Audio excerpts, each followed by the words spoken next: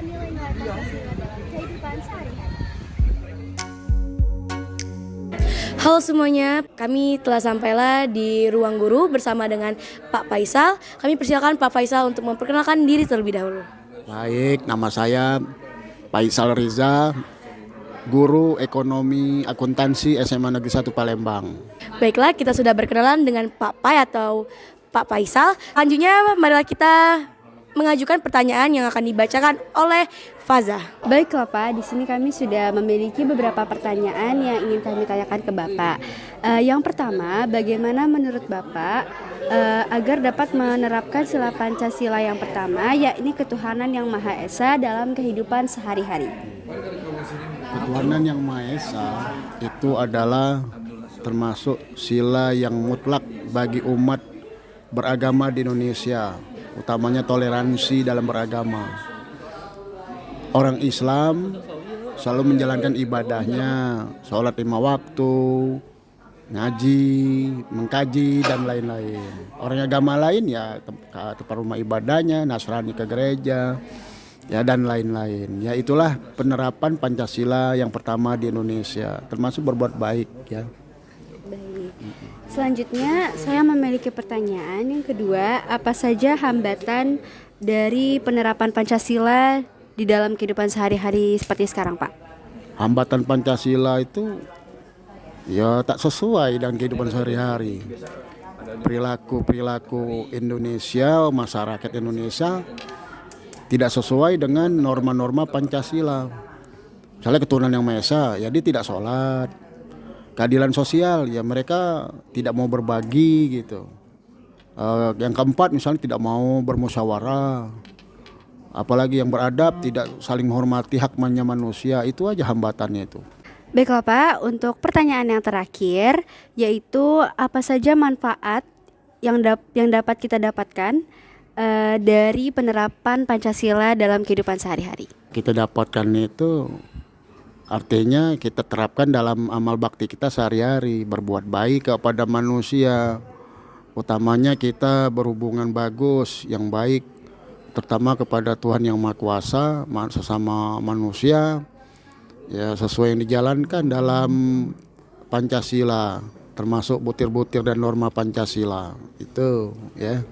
Terima kasih Pak Pai atau biasa dikenal Pak Faisal telah memberikan jawaban yang sangat membuat kita tersadar ya.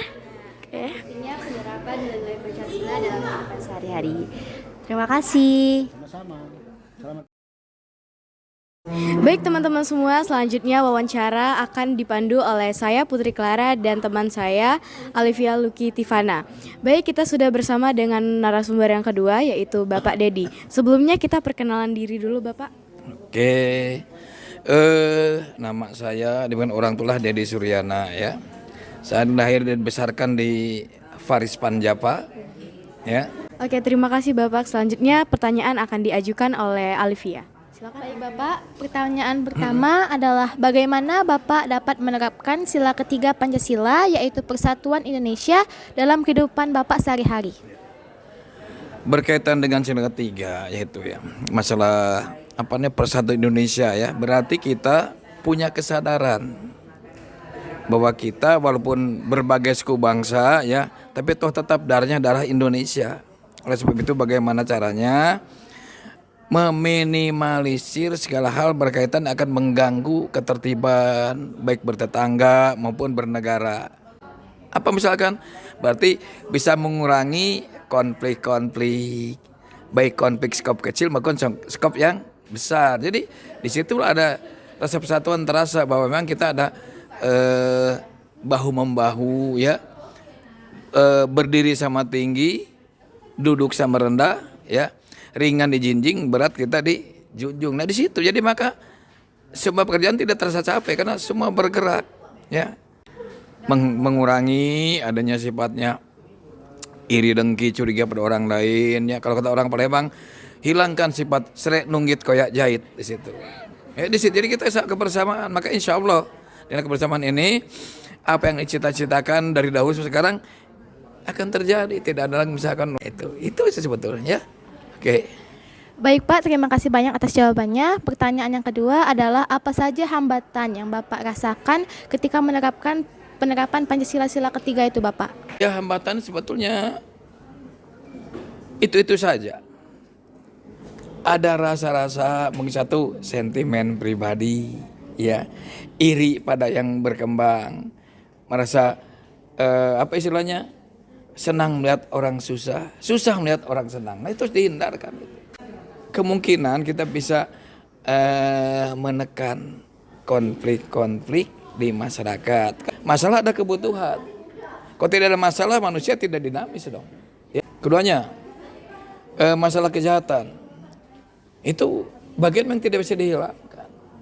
Bisa paling ditekan biar keamanan nasional kita bisa terjaga. Tapi dunia tanpa kejahatan sepi. Maka 3C tadi, kejahatan, dan terakhir yang tetap walaupun dikatakan agama ini, tapi tetap itu harus ada. Apa? Pelacuran. Tidak bisa dihilangkan. Karena yang membutuhkan masih banyak. Sebab itu dalam saat ini apa bentuknya yang penting untuk memajukan suatu bangsa dan negara, ya jalankan tepat dengan koridornya. Mana yang boleh, menang tidak, ya kita yang tidak bolehnya kita hindarkan. Yang bolehnya saja, tapi tidak mengganggu yang tidak boleh. Terima kasih Pak atas jawaban pertanyaan keduanya. Mohon izin untuk mengajukan pertanyaan terakhir. Apa saja manfaat yang Bapak rasakan ketika menerapkan Pancasila tersebut Pak? Oh, kalau kata manfaat itu bisa dihitung ya. Itu kan sama dengan rahmatan lil alamin sebetulnya. Rahmat dari Allah. Kenapa? Negara lain tidak punya sifat-sifat ada di 5 panca tadi. Kita punya, maka itu hanya Indonesia yang punya di situ. Itu jaga, itu amanah sebetulnya. Bagaimana caranya? Ya kita sebarkan. Kita sebagai yang pelajar, bagaimana caranya? Yang bagi yang di bawah kita bagi-bagi. Misalkan pengalaman kita bagaimana dalam bentuk apa karya cerita kita, bisa kalian bikin novel ya. Ya silakan, kan orang membaca, oh ini pengalaman di situ, yang baiknya di situ. Jadi inilah bagi pada dalam pengamalan nilai Pancasila, misalnya berkaitan semuanya bagaimana kita menjaga diri, ya, tidak mudah terprovokasi, tidak mudah hanyut pada sesuatu yang menenggelam kita, tapi kita tetap ada di tengah-tengah, sanggup. Karena kita punya apa? Punya keyakinan, punya kemampuan, punya intelijensi di situ. Itu sebetulnya simple aja itu, ya. Kayak itu saja barangkali. Ya. Baiklah, terima kasih Bapak Dedi sudah menjawab pertanyaan-pertanyaan kami. Semoga jawaban dari Bapak bisa bermanfaat untuk kami juga bagi yang mendengarkan. Oke, kita lanjut ke narasumber selanjutnya. Baik teman-teman, bersama dengan narasumber kita yang ketiga, di sini saya ditemani oleh Hayurinisa Cahaya Ningrum. Di sini kami akan mewawancarai Bapak Zulfikar. Kepada Bapak kita perkenalan diri terlebih dahulu. Nama saya Kak Zulfikar, guru mata pelajaran Pendidikan Agama Islam dan Budi Pekerti. Oh iya, oke. Terima kasih Pak. Selanjutnya kita akan membacakan pertanyaan.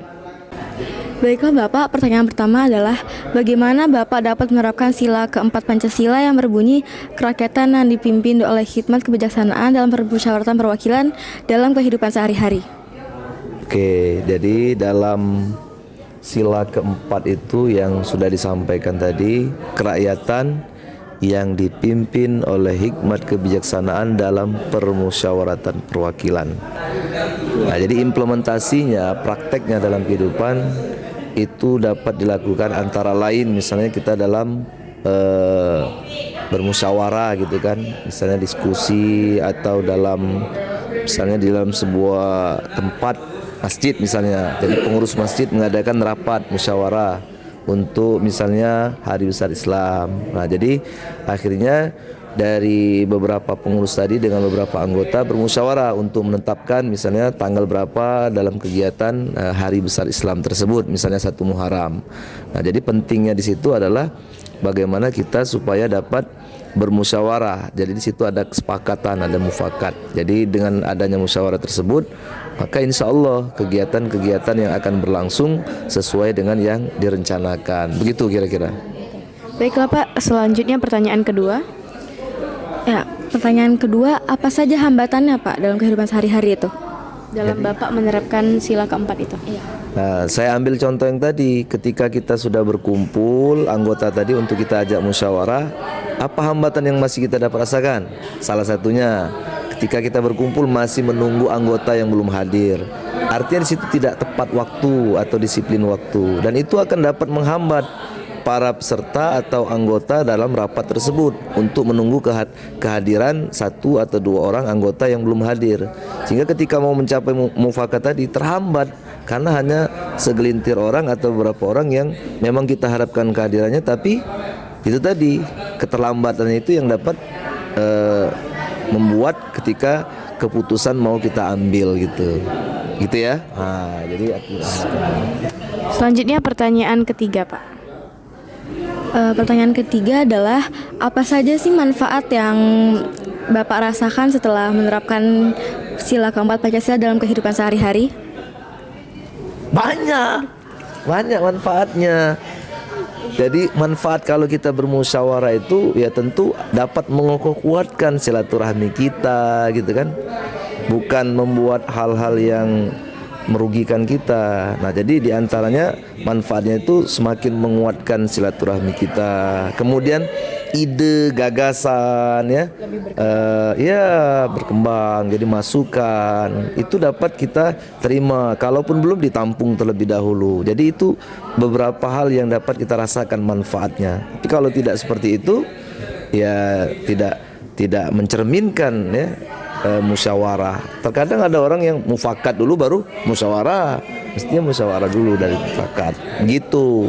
Ya, Putri Clara? Iya, Pak. Iya.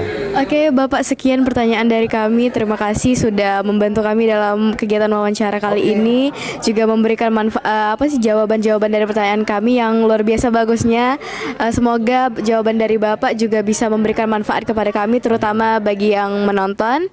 Terima kasih Bapak sekali lagi. Assalamualaikum. Baik, selesai sudah kegiatan wawancara kita pada pagi hari ini. Kita sudah mendengar beberapa pendapat juga jawaban dari guru-guru kita tadi yang sangat-sangat bagus. Dan kita dapat menyimpulkan bahwa penerapan Pancasila dalam kehidupan sehari-hari itu sangat penting, ya nggak Keiko? Iya, benar sekali Clara.